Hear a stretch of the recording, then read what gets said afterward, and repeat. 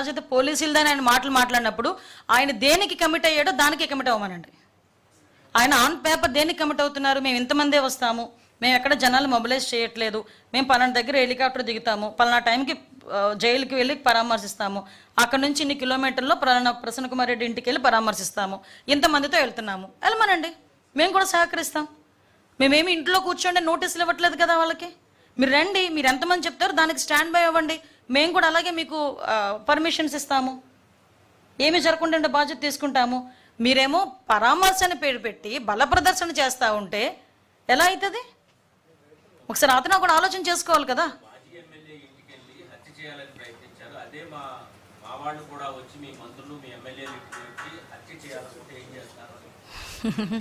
కాదండి, హత్య చేయాలి అనుకున్నారని అతను మాట్లాడుతున్నాడు.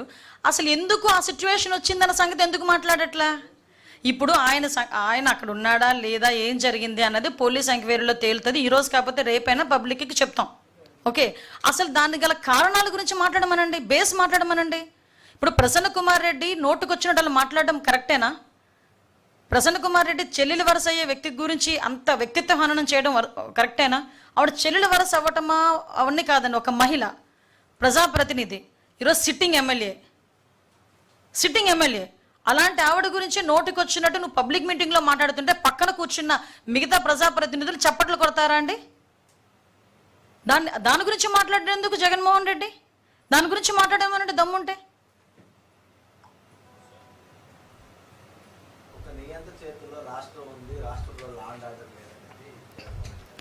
నియంత అలాంటి పదాలు ఆయనకి సూట్ అవ్వండి. ఎందుకంటే అటువంటి పదాలన్నీ కూడా బాగా యాప్ట్గా గుర్తొచ్చే వ్యక్తి జగన్మోహన్ రెడ్డి. అంటే లాస్ట్ 5 సంవత్సరాలు చూశారు నియంత పరిపాలన ఎలా ఉంటుంది. హిట్లర్ పరిపాలన తలదన్నేటట్టుగా పరిపాలించాడు జగన్మోహన్ రెడ్డి అన్నది అందరికీ తెలిసిందే. దానికి తగ్గట్టుగానే 11 సీట్లు ఇచ్చి కూర్చోబెట్టిన పరిస్థితి మనందరికీ తెలుసు. అందులో మీ పాత్ర ఉంది, నా పాత్ర ఉంది, అందరి పాత్రలు ఉన్నాయి, అంతే కదా. కానీ ఈరోజు అలా మాట్లాడడం నిజంగా చంద్రబాబు నాయుడు గారు నియంతలా మాట్లాడితే కనుక ఈరోజు జగన్మోహన్ రెడ్డి రోడ్ల మీదకి వస్తాడా? ఇంతమంది రోడ్ల మీదకి వచ్చి మాట్లాడతారా? మేము ప్రజాస్వామ్యబద్ధంగా వెళ్తున్నాం, ప్రజాస్వామ్యపరంగా అతనికి ఉన్న హక్కుల గురించి మేము మాట్లాడుతున్నాము, మేము ఇస్తున్నాము. కానీ యాజ్ పర్ రూల్ వెళ్ళండి అని చెప్తున్నాము. యాజ్ పర్ రూల్ వెళ్దాం అంటేనే నియంత అంటే మరి నోటుకొచ్చిన మాట్లాడే పరిస్థితుల గురించి ఏం మాట్లాడాలి?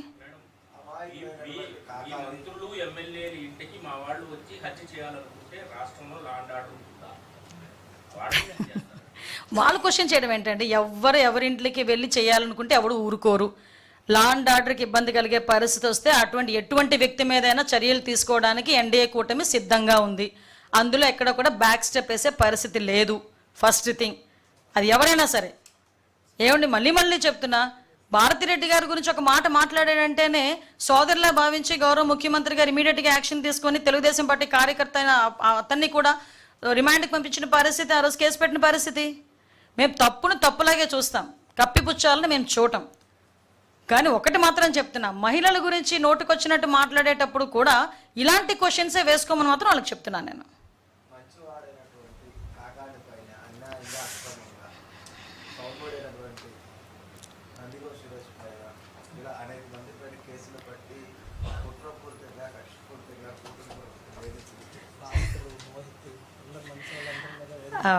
ఆయన కాండాక్ట్ సర్టిఫికేట్ ఆయన ఇస్తారు, కానీ ప్రజలు ఇవ్వాలండి కాండాక్ట్ సర్టిఫికేట్ ఎవరికైనా, ఏ పొలిటీషియన్స్కైనా.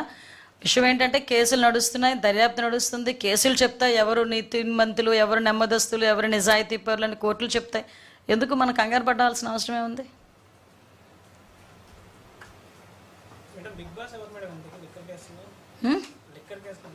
ఎందుకు మీకంత తొందర? ఎందుకు జనాలు క్యూరియాసిటీ. ఇప్పుడుకొచ్చి బిగ్ బాస్ షోలోనే బిగ్ బాస్ ఎవడో తెలియట్లేదు. ఏముందండి, ఈరోజు దర్యాప్తులో భాగంగా కొన్ని చోట్ల రైడ్లు జరుగుతాయి, కొన్ని దర్యాప్తులో భాగంగా జరుగుతూ ఉంటాయి. అది ఎలా చట్టం తన పని తను చేసుకెళ్ళిపోద్ది అంతే. మన లాస్ట్లో అల్టిమేట్గా ఏం జరిగిందన్న దాని గురించి మాట్లాడుకోవాలంతే.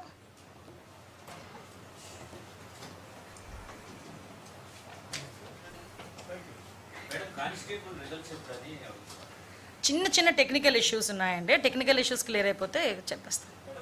1 or 2 days. ఏం లేదబ్బా.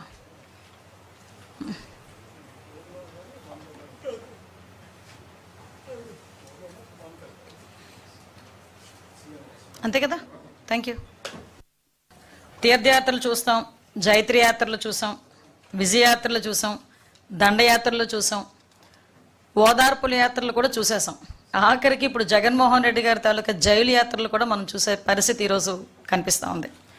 ఒక పక్క నుంచి గౌరవ ముఖ్యమంత్రి గారు చంద్రబాబు నాయుడు గారు క్షణం తీరిక లేకుండా రాష్ట్ర అభివృద్ధి గురించి అహర్నిశలు కష్టపడమే కాకుండా సింగపూర్ లాంటి దేశాలకు వెళ్ళి అక్కడి నుంచి పెట్టుబడులు రప్పించుకోవటానికి 4-5 రోజులు సుమారుగా 30-40 మీటింగులు కూడా ఏర్పాటు చేసుకొని ఆయన అహర్నిశలు శ్రమిస్తూ ఉంటే, ఈరోజు జగన్మోహన్ రెడ్డి కనీసం ప్రతిపక్ష హోదా లేకపోయినా ఒక ప్రతిపక్ష నాయకుడిగా ఉన్నప్పటికీ కూడా బాధ్యతారహితంగా ఈరోజు సబ్ జైలు చుట్టూ తిరగటం, ఖైదీల్ని పరామర్శించడం, హత్యలు చేసిన వాళ్ళని పరామర్శించటం, లేకపోతే ఈ గాంజా బ్యాచ్ని పరామర్శించటం, లేకపోతే పొగాకు రైతుల్ని మేము పరామర్శిస్తున్నానని చెప్పి పొగాకుని తొక్కి పారేయటం, మామిడి పళ్ళు రైతులను పరామర్శిస్తున్నానని చెప్పి వెళ్ళి ఆ మామిడి పళ్ళని కారులతో తొక్కించటం, ఇలాంటి సందర్భాలన్నీ చూస్తూ ఉంటే ఒక్కొక్కసారి జగన్మోహన్ రెడ్డి తాలూకా మానసిక పరిస్థితి గురించి కూడా ప్రజల్లో కూడా ఒక చర్చ జరగాలి అన్నదైతే వాస్తవంగా కనిపిస్తూ ఉంది.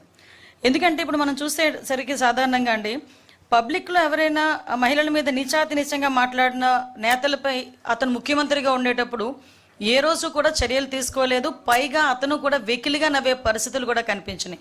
సాక్షాత్తు అసెంబ్లీ సాక్షిగా నారా భువనమ్మని గురించి నోటికొచ్చినట్టు మాట్లాడినప్పుడు కానీ, ఇతర మహిళల గురించి నోటికొచ్చినప్పుడు మాట్లాడినప్పుడు కానీ ఎక్కడా కూడా ఇది ఎందుకు మాట్లాడారు అన్నది ఖండించపోవడం, పైగా వాడిని ప్రోత్సహించే పరిస్థితుల్లో ఆ రోజు ఉన్నాడు. ఈరోజు ప్రతిపక్షంలోకి వచ్చిన తర్వాత కూడా ఈరోజు కూడా అదే ధోరణి కొనసాగించడం అన్నది చూస్తూ ఉంటే నిజంగా చాలా బాధ అనిపిస్తూ ఉంది. దీంట్లో ఈ వైసీపీ పార్టీ వాళ్ళకి మహిళల మీద ఒక చులకన భావానికి ఇది ఒక నిదర్శనంగా మనం భావించే పరిస్థితులు అయితే కనిపిస్తున్నాయి. ఎస్పెషల్లీ మనం చూసుకుంటేనండి, ఈరోజు పబ్లిక్లో మీ అందరూ కూడా చూశారు, ఈరోజు జగన్మోహన్ రెడ్డి తాలూకా యాత్రను కూడా చూశారు. అంటే ఒక ప్రజాస్వామ్యంలో ఉన్నాడు, 5 సంవత్సరాలు ముఖ్యమంత్రికి చేశాడు. అదేవిధంగా 5 సంవత్సరాలు ముఖ్యమంత్రి కాకుండా ఇంతకుముందు 20 సంవత్సరాల నుంచి రాజకీయాల్లో ఉన్నాడు. అటువంటి ఒక నాయకుడు వరుసకి చెల్లి అయ్యే ఒక మహిళ గురించి నీచాతి నీచంగా వ్యక్తిత్వ హననం చేసేటట్టుగా, కనీసం సమాజం హర్షించకుండా ఉండేటట్టుగా అలాంటి మాటలు మాట్లాడినప్పుడు అలాంటి వ్యక్తిని పరామర్శించడానికి జగన్మోహన్ రెడ్డి వెళ్ళాడు అంటేనే నిజంగా చాలా జుగుప్సాకరంగా ఉందండి. ఎందుకంటే ఈ మాట చెప్తున్నా అంటే నీకు ఆ నేత మీద నీకు ఒక టైప్ ఆఫ్ అభిమానం ఉండొచ్చు, లేదు మీ నేత అని చెప్పి ఒక అండదండలుగా ఉండాలి అని అనుకోవచ్చు. కానీ నువ్వు బయటకు వచ్చి ఎవరిని పరామర్శిస్తున్నావు అన్న సంగతి ప్రజలు కూడా గమనిస్తున్నారనేది మినిమం కామన్ సెన్స్ లేకుండా ఈరోజు జగన్మోహన్ రెడ్డి బిహేవ్ చేయటం క్లియర్గా చూస్తానండి. ఒక్కసారి మనం అందరం కూడా చూసుకుంటే ప్రసన్న కుమార్ రెడ్డి ఈరోజు జగన్మోహన్ రెడ్డి పరామర్శించడానికి వచ్చిన నేతల్లో ప్రసన్న కుమార్ రెడ్డి ఇంటిని ఎలాగైతే ధ్వంసం చేశారని చూడటానికి వెళ్ళాను అన్నాడు. ప్రసన్న కుమార్ రెడ్డి ఇంటిని ధ్వంసం చేయడానికి గల కారణాలు, ధ్వంసం చేసిన వాళ్ళ మీద చర్యలు, పోలీస్ చర్యలు అవన్నీ కూడా మేము లాస్ట్ టైం వచ్చినప్పుడే మాట్లాడాం. ఎవరైతే ధ్వంసం చేశారో ఆ ధ్వంసం చేసిన వాళ్ళందరినీ మీద కూడా కేసులు ఫైల్ అయినాయి, వాళ్ళందరికీ కూడా నోటీసులు ఇచ్చున్నారు, వాళ్ళందరి మీద కూడా కేసులు నడుస్తున్నాయి. అది ఒక ఎత్తు. ఇంకొకటి ఏంటంటే ఇదే ప్రసన్న కుమార్ రెడ్డి మాటల్ని కోర్టులు సైతం ఆ రోజు తప్పుబట్టిన పరిస్థితి. కోర్టులో కూడా ప్రత్యేకంగా ఇలాంటి మాటలు మాట్లాడకూడదు అని చెప్పిన సందర్భాన్ని కూడా ఈరోజు మీకు తెలియజెప్తున్నా. ఎందుకంటే నేను చాలా సందర్భాల్లో చెప్పానండి, గౌరవ ముఖ్యమంత్రి గారు కూడా చాలా సందర్భాల్లో చెప్తుంటారు, మాకు రాజకీయ పార్టీలో ఉండి ఒక రాజకీయ నాయకుడిగా, ఒక ఎమ్మెల్యేగా, ఒక మాజీ ఎమ్మెల్యేగా, ఒక మంత్రిగా, మాజీ మంత్రిగా ఎంతమంది ఉన్నా మనల్ని కొన్ని లక్షల మంది, కోట్ల మంది ఫాలో అవుతారు. మనం చేసే బిహేవియర్ కానీ, మనం మాట్లాడే మాట కానీ, మన బాడీ లాంగ్వేజ్ కానీ అవతల వాళ్ళకి ఒక ఇన్స్పైరబుల్గా ఉండాలి కానీ చీకొట్టే రకంగా ఉండకూడదు. మనల్ని చూసి మంచి నేర్చుకోవాలి కానీ మనల్ని చూసి చెడు నేర్చుకోకూడదు. మనల్ని చూసి ఒకరికి ఆదర్శంగా నిలబడాలి అని అనిపించుకోవాలి కానీ ఒకరిని చూసి ఇలా మాత్రం ఉండకూడదు అనిపించుకోకూడదు అనే సందర్భం చాలా సందర్భాల్లో చెప్తుంటారు. ఈరోజు ప్రసన్న కుమార్ రెడ్డి గారు కేవలం ఒక రాజకీయంగా ఆవిడని ఎదుర్కొనలేక, అక్కడ ప్రశాంతి రెడ్డి గారిని ఎదుర్కోలేక ఆవిడకి వరుసకి చెల్లి అవుతుందండి. ఆవిడ మామూలు బయట వాళ్ళు మాట్లాడమే తప్పు, అటువంటిది చెల్లి అన్న పదానికి చాలా విలువిచ్చే ఈ భారతీయ సంప్రదాయంలో, ఎస్పెషల్లీ ఒక ఆడబిడ్డకి ఎంత గౌరవం ఇస్తారో ఆ భారతీయ సంప్రదాయంలో, దట్టు ఎక్కడైతే స్త్రీలను గౌరవింపబడతారో అక్కడ దేవతలు కొనియాడుతారు, తిరుగుతారు అని చెప్పే భారతీయ సంప్రదాయంలో ఒక మహిళ గురించి, దట్టు ఒక చెల్లి వరసయ్యే ఒక మహిళ గురించి నీచాతి నీచంగా ప్రసన్న కుమార్ రెడ్డి మాట్లాడిన మాటల్ని ఎవరైనా సమర్థిస్తారా? సమర్థించే పరిస్థితులు ఏదైనా ఉన్నాయా? అంటే ఈరోజు ప్రసన్న కుమార్ రెడ్డి ఇంటికి జగన్మోహన్ రెడ్డి వెళ్ళి పరామర్శించాడు అంటే ప్రసన్న కుమార్ రెడ్డి మాటల్ని జగన్మోహన్ రెడ్డి సమర్థిస్తున్నాడా? ఇదేనా మహిళల పట్ల జగన్మోహన్ రెడ్డికి ఉన్న చిత్తశుద్ధి? మహిళల పట్ల ఉన్న గౌరవం ఇదేనా? మాట్లాడితే నా అక్క చెల్లెములు అని చెప్పి ఓదరగొట్టాడు కదా. మరి ఈరోజు సొంత పార్టీలోనున్న ఒక మాజీ ఎమ్మెల్యే, అన్ని సంవత్సరాలు రాజకీయం ఉన్న వ్యక్తి ఈరోజు బయటకు వచ్చి చెల్లెల వరుస అయిన అమ్మాయి గురించి నిజాతి నిజంగా మాట్లాడితే కనీసం కన్సర్న్ కూడా, అంటే ఆ మహిళ పట్ల కన్సర్న్ కూడా లేకుండా ఆ ప్రసన్న కుమార్ రెడ్డి ఇంటికి వెళ్ళి ఇలా దాడి చేశారు, ప్రసన్న కుమార్ రెడ్డిని చంపేసేవారు. అరే ఇక నేను ఒక విషయం మాట్లాడాలండి. ఆ రోజు మా పట్టాభి గారు ఒక మాట మాట్లాడితే ఏదో మీకు కోపం వచ్చింది, మీ కార్యకర్తలకి బీపీలు వచ్చినాయి అని చెప్పి సాక్షాత్తు మా తాలూకా పార్టీ ఆఫీసుల మీద దాడి చేసే పరిస్థితి మీరందరికీ తెలుసు. ఆ రోజు కేసులు పెడితే కనీసం కేసులు తీసుకోవడానికి కూడా ఒక పోలీసు కూడా ముందుకు రాలే. ఈరోజు మా పరిస్థితి అది కాదు. ఈరోజు ప్రసన్న కుమార్ రెడ్డి గారి ఇంటి మీదకి దాడి చేసిన వాళ్ళందరి మీద కూడా కేసులు పెట్టాం. వాళ్ళు ఎవరెవరి మీద అయితే కేసులు పెట్టారో వాళ్ళందరి మీద కూడా మేము కేసులు పెట్టాం. ఈరోజు వాళ్ళందరికీ నోటీసులు ఇష్యూ చేశాం. వాళ్ళందరూ కూడా ఎంక్వైరీకి వస్తున్నారు. అంటే ఈరోజు ప్రజాస్వామ్యబద్ధంగా ఎవరికైనా అన్యాయం జరిగినా, పూర్వాపరాలు ఎలా ఉన్నా కూడా ప్రాథమిక విచారణ నిమిత్తం కేసులు పెట్టే బాధ్యత కూడా మేము తీసుకుంటున్నాం. ఈరోజు ప్రసన్న కుమార్ రెడ్డి గారి మాటల గురించి నాకు ఇక్కడే ఒకసారి అనిపిస్తుంటుందండి. జగన్మోహన్ రెడ్డి తనకి మానసిక స్థితి అని చెప్పి ఇందాక నేను అన్నాను ఒక మాట. ఆ మానసిక పరిస్థితి ఎలాంటిదంటే తల్లి గురించి చెల్లి గురించి కూడా నీచాతి నీచంగా మాట్లాడినా కూడా నోరు మెదపలే. నేను ఈ సందర్భంలో ఒక మహిళగా మాట్లాడుతున్నానండి. యాజ్ అ హోమ్ మినిస్టర్గా నేను మాట్లాడట్లే, నిజంగా ఒక బాధ కొద్దీ మాట్లాడుతున్నా. ప్రజలకు సేవ చేసుకోవాలి అనే మహిళలు రోడ్డు మీదకి వస్తే వాళ్ళకే రక్షణ లేకపోతే పరిస్థితి ఏంటి? ఈరోజు మేమందరం కూడా ప్రజాసేవ చేసుకోవాలని చెప్పి ఇంట్లోని భర్తల్ని పిల్లల్ని కూడా పక్కన పెట్టి రోడ్డు మీదకి వచ్చి మేము సేవ చేసుకునే పరిస్థితులు వస్తూ ఉంటే, ఇలాంటి ఆడవాళ్ళ మీద కూడా నోటికొచ్చినట్టు మాట్లాడే పరిస్థితులు కనిపిస్తూ ఉంటే, దానికి ఇటువంటి నాయకులు సమర్థిస్తూ ఉంటే ఈ సొసైటీ దేనికి వెళ్ళిపోతుంది? ఈరోజు ఒక్కసారి మనం కూడా ఆలోచన చేసుకోవాలి. ఇదే జగన్మోహన్ రెడ్డిని డైరెక్ట్ క్వశ్చన్ చేస్తున్నా. నిన్న మొన్న ఏదో ఎన్సీఎల్టీలో ఒక కేసు గెలిస్తే ఏదో గెలిచానని చెప్పి సంకలు గుద్దుకున్నాడండి. సారీ, ఈ పదం ఉపయోగించకూడదు. విజయం సాధించిన వీరుడిలాగా చాలా ఎక్కువగా ఆయన చాలా ఆనందపడిపోయి సాక్షి టీవీలో ఎక్కడెక్కడో ఏదేదో వేసుకున్నాడు. నువ్వు సాధించిన విజయం నీ తల్లి మీద, చెల్లి మీద. ఆ తల్లి గురించి దేని గురించి? ఒక ఆస్తి పంపకాల గురించి. ఇంకొక విషయం కూడా చెప్పాలి. ఇదే తల్లి గురించి, చెల్లి గురించి కూడా నోటికొచ్చినట్టు సోషల్ మీడియాలో, వైఎస్ఆర్సీపీ సోషల్ మీడియా హ్యాండిల్స్లోనే నోటికొచ్చినట్టు చాలా వల్గర్గా మాట్లాడి, వల్గర్గా ఫొటోస్ మార్ఫింగ్ చేసిన రోజు కూడా జగన్మోహన్ రెడ్డి మాట్లాడలే.